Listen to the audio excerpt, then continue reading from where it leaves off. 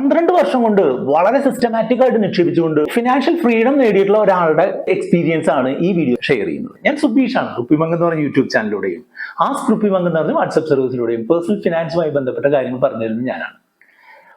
12 വർഷം കൊണ്ട് ഏകദേശം 3 കോടി രൂപ പല ഇൻസ്ട്രുമെന്റുകളിലായിട്ട് സമ്പാദിക്കുകയും ആ സമ്പാദ്യം വഴി ഒരു ഫിനാൻഷ്യൽ ഫ്രീഡം എന്നുള്ള ഒരു ലക്ഷ്യത്തിലേക്ക് എത്തിച്ചേരുകയും ചെയ്തിട്ടുള്ള റുപ്പിമംഗ് സർവീസിന്റെ ഒരു മെമ്പർ ഉണ്ട്.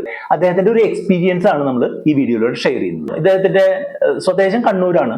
അദ്ദേഹം ജോലി ചെയ്യുന്നത് ബാംഗ്ലൂരാണ്. 2012 മുതലാണ് അദ്ദേഹത്തിന് ജോലി കിട്ടുകയും അദ്ദേഹം ഒരു സേവിങ്സ് രീതിയിലേക്ക് പോവുകയും ചെയ്തു. നമ്മളിൽ പലരെയും പോലെ അദ്ദേഹം ആദ്യമേ ചെയ്തത് കുറച്ച് അത്ര മികച്ചതല്ലാത്ത ഒരു നിക്ഷേപ മാർഗങ്ങളായിരുന്നു. ഉദാഹരണമായിട്ട് പറയുകയാണെങ്കിൽ ബാങ്കിലെ റിക്കറിംഗ് ഡെപ്പോസിറ്റും ഫിക്സഡ് ഡെപ്പോസിറ്റും അതുപോലെ LIC പോളിസികൾ വഴി ഇൻവെസ്റ്റ് ചെയ്യുക എന്നുള്ള രീതിയൊക്കെയായിരുന്നു അദ്ദേഹം അവലംബിച്ചിട്ടുണ്ടായിരുന്നു. പക്ഷേ തുടർന്ന് അദ്ദേഹത്തിന് കാര്യങ്ങൾ മനസ്സിലാവുകയും അദ്ദേഹം പെട്ടെന്ന് തന്നെ മ്യൂച്വൽ ഫണ്ടുകളിൽ ഇൻവെസ്റ്റ് ചെയ്യാൻ തുടങ്ങി. 2019 നമ്മുടെ ഈ ചാനൽ തുടങ്ങുന്ന സമയത്ത് തന്നെ നമ്മുടെ വാട്സ്ആപ്പ് നമ്പർ ആയിട്ടുള്ള 8848030018 അദ്ദേഹം നമ്മളെ 2019 സമയത്ത് തന്നെ നമ്മൾ കോൺടാക്ട് ചെയ്തിരുന്നു.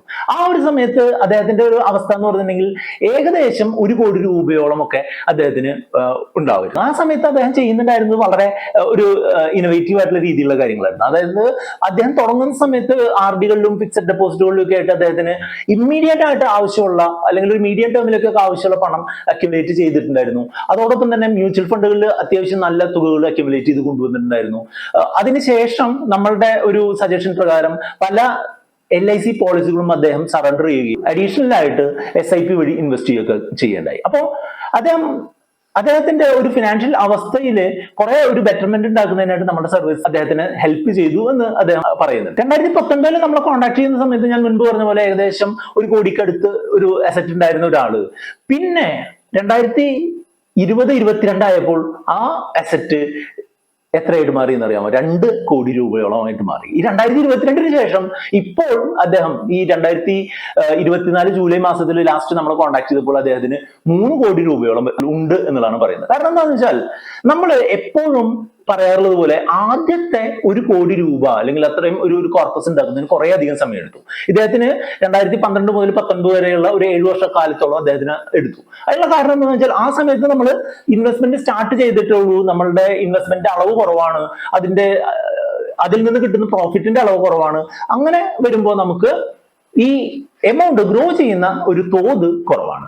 പക്ഷേ തുടർന്ന് 1 കോടി രൂപ 2 കോടി രൂപയാവാനായിട്ട് ഏകദേശം ഒരു 3 വർഷം എടുത്തുള്ളൂ എന്നുള്ളതിന്റെ കാരണം എന്താണെന്ന് വെച്ചാൽ ആ ഒരു സമയത്താണ് കൊറോണ വന്നതും. കൊറോണ വന്ന സമയത്ത് ഇദ്ദേഹത്തിന്റെ കയ്യിലുണ്ടായിരുന്ന സർപ്ലസ് ആയിട്ടുള്ള എമൗണ്ട് വളരെ വലിയ രീതിയിൽ ഇദ്ദേഹത്തിന് ഒരു ലോങ് ടേം വ്യൂ ഉള്ളത് കൊണ്ട് തന്നെ വളരെ വലിയ രീതിയിൽ അദ്ദേഹം മാർക്കറ്റിലേക്ക് അല്ലെങ്കിൽ മ്യൂച്വൽ ഫണ്ടുകളും സ്റ്റോക്കുകളും വഴി പമ്പ് ചെയ്യുകയും അങ്ങനെ ഒരു ഡബിൾ ചെയ്യുന്ന എഫക്ട് ഉണ്ടായി. നമ്മൾ പലരും പറഞ്ഞു കേൾക്കുന്ന പോലെ money makes money, that money makes more money എന്ന് പറഞ്ഞിട്ടുള്ള ഒരു രീതിയിൽ കോർപ്പസ് കൂടുന്നതിനനുസരിച്ച് നമ്മുടെ അസറ്റ് വളരുന്നതിന്റെയും അളവ് കൂടും എന്നുള്ളതിന്റെ ഒരു ഭയങ്കര എക്സാമ്പിൾ ആണ് ഈ സംഗതി. അപ്പോൾ ഞാൻ പറഞ്ഞു വന്നത് എന്താണെന്ന് വെച്ചാൽ നമ്മൾ സ്റ്റാർട്ട് ചെയ്യുന്നത് ഒരു കൺവെൻഷനൽ ആയിട്ടുള്ള രീതിയിൽ ഒരു സ്ലോ ഇൻവെസ്റ്റർ രീതിയിലാണ് എന്നുണ്ടെങ്കിലും നമുക്ക് ഏത് സമയത്തും നമ്മളുടെ ആവശ്യങ്ങൾക്ക് അനുസരിച്ച് കുറച്ച് അഗ്രസീവ് ആയിട്ടുള്ള ഇൻവെസ്റ്റ്മെന്റുകൾ നടത്തിക്കൊണ്ട് മുന്നോട്ട് പോകാൻ പറ്റും എന്നുള്ളതാണ് ഇദ്ദേഹത്തിൽ നിന്ന് നമ്മൾ പഠിക്കേണ്ട പാഠം.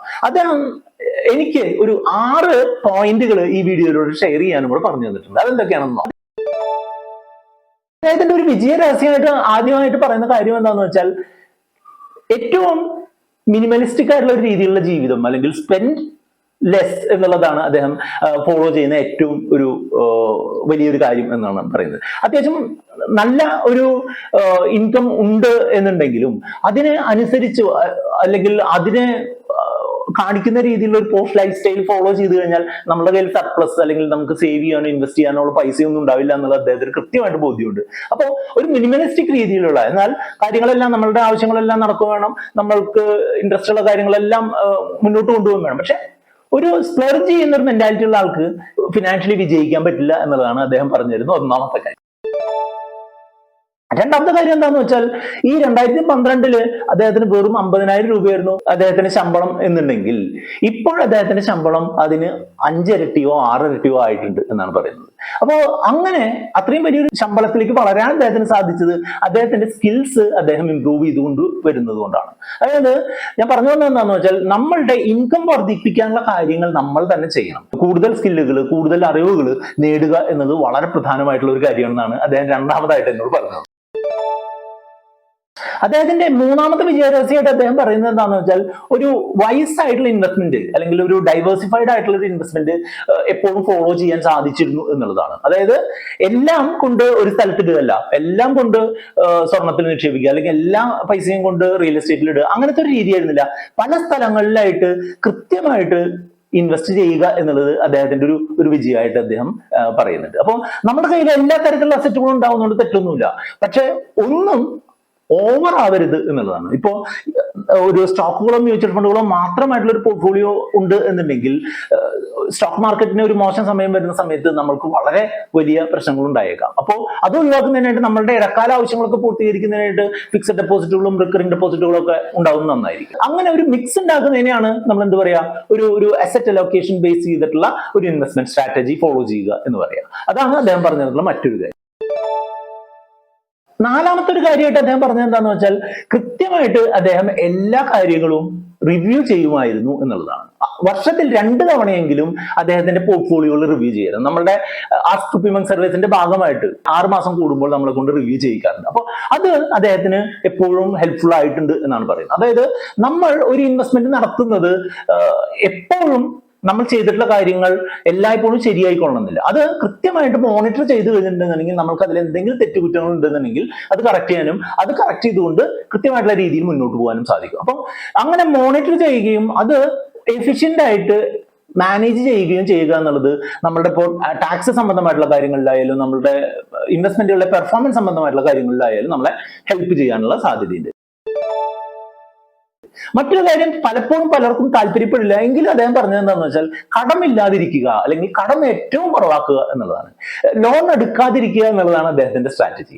ഞാൻ അദ്ദേഹത്തോട് പൂർണ്ണമായിട്ടും യോജിക്കില്ല എന്നുണ്ടെങ്കിലും അദ്ദേഹം പറഞ്ഞതിൽ സെൻസ് ഉണ്ട് എന്നുള്ളതാണ് മനസ്സിലാവുന്നത്. അതായത് ലോൺ എടുത്തു കഴിഞ്ഞിട്ടുണ്ടെന്നുണ്ടെങ്കിൽ നമ്മൾക്ക് നമ്മളുടെ മൊത്തത്തിലുള്ള ഒരു അവസ്ഥയെ മോശമായിട്ട് ബാധിക്കുന്ന ഒരു കാര്യമാണ് ലോൺ എന്നുള്ളത് നിങ്ങൾക്ക് ഞാൻ പറയാതെ തന്നെ അറിയാം. അപ്പൊ അങ്ങനെ കൂടുതൽ ലോൺ എടുത്തു കഴിഞ്ഞാൽ നമ്മൾ കൂടുതൽ പ്രശ്നങ്ങളിലേക്ക് പോവുകയുള്ളൂ. അതിന് പകരമായിട്ട് അദ്ദേഹം എപ്പോഴും ചെയ്യുന്ന എന്താണെന്ന് വെച്ചാൽ ചെറിയ കാലത്തേക്കുള്ള ആവശ്യങ്ങൾക്കൊക്കെ കൃത്യമായിട്ട് മുന്നേ കൂട്ടി തന്നെ സേവ് ചെയ്യുകയും ഇൻവെസ്റ്റ് ചെയ്യുകയും ആ കാര്യങ്ങൾ നടത്താനുള്ള കാര്യങ്ങൾ ചെയ്യുകയും ചെയ്യുക എന്നുള്ളതാണ് അദ്ദേഹം ചെയ്തുകൊണ്ടിരുന്നത്. വളരെ സിസ്റ്റമാറ്റിക് ആയിട്ട് ഇപ്പോൾ ഒരു 5 വർഷത്തിന് ശേഷം അദ്ദേഹത്തിന് ഒരു കാർ വാങ്ങണം എന്നുണ്ടെങ്കിൽ ഇപ്പോൾ തന്നെ ഈ 5 വർഷം അടുത്ത 5 വർഷത്തിൽ കാർ വാങ്ങുമ്പോൾ ഇപ്പോൾ തന്നെ അതിന് വേണ്ടിയിട്ടുള്ള ഇൻവെസ്റ്റ്മെന്റ് തുടങ്ങുന്നു. അല്ലാതെ അവസാന സമയത്ത് പോയിട്ട് കാർ ലോൺ എടുത്ത് പിന്നെ ഒരു 5 വർഷം തിരിച്ചടയ്ക്കുന്ന ഒരു രീതി ആയിരുന്നില്ല. അതിന് പകരമായിട്ട് മുൻകൂറായി അതിനെ പറ്റി പ്ലാൻ ചെയ്തുകൊണ്ട് മുന്നോട്ട് പോകുക എന്നുള്ളതാണ് അദ്ദേഹം ചെയ്തത്. ആറാമത്തേതും ഏറ്റവും ഇൻട്രസ്റ്റിംഗ് ആയിട്ടുള്ള ഒരു സജഷൻ അല്ലെങ്കിൽ ഒരു പോയിന്റ് ഷെയർ ചെയ്യണം എന്ന് എന്നോട് പറഞ്ഞത് എന്താണെന്ന് വെച്ചാൽ എപ്പോഴും ഒരു അഡീഷണൽ ഇൻകം സോഴ്സും കൂടെ ഉണ്ടാക്കുക എന്നുള്ളതാണ്. അദ്ദേഹം അഡീഷണൽ ആയിട്ടുള്ള ഒരു ഇൻകം ഉണ്ടാക്കുന്നതിനായിട്ട് വിദേശ വിദ്യാർത്ഥികൾക്ക് ട്യൂഷൻ എടുക്കുന്നുണ്ട്. അതായത് വിദേശത്തുള്ള ഇന്ത്യക്കാരായിട്ടുള്ള ആളുകൾക്ക് ഓൺലൈൻ വഴി ട്യൂഷൻ എടുക്കുക എന്നുള്ള ഓൾട്ടർനേറ്റ് ഇൻകം സോഴ്സ് അദ്ദേഹം കണ്ടുവച്ചിട്ടുണ്ട് അല്ലെങ്കിൽ അദ്ദേഹം പ്രാവർത്തികമാക്കുന്നുണ്ട്.